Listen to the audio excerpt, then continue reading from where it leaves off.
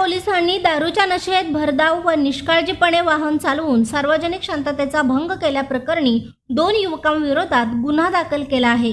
पोलिसांनी दिलेल्या माहितीनुसार दिनांक 28 मे 2026 रोजी रात्री सुमारे 11:15 वाजण्याच्या सुमारास विटा तासगाव मार्गावरील कलश मंगल कार्यालयासमोरील सार्वजनिक रस्त्यावर पोलिसांचे पेट्रोलिंग सुरू होते। यावेळी हुंदाई क्रेटा हे 4 चाकी वाहन भरधाव वेगाने व वेडेवाकडे चालवित असल्याचे निदर्शनास आले।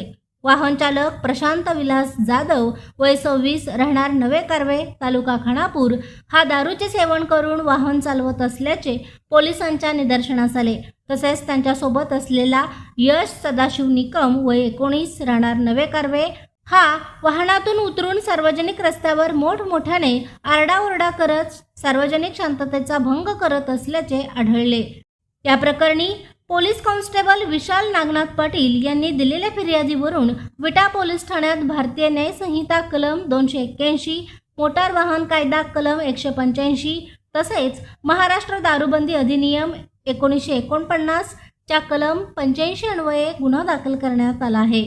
सदर गुन्ह्याचा पुढील तपास पोलीस हेड कॉन्स्टेबल तांबेवाघ हे करीत असून पोलिसांच्या माहितीनुसार या घटनेबाबत कोणतीही स्थानिक प्रतिक्रिया नसून परिसरात शांतता आहे।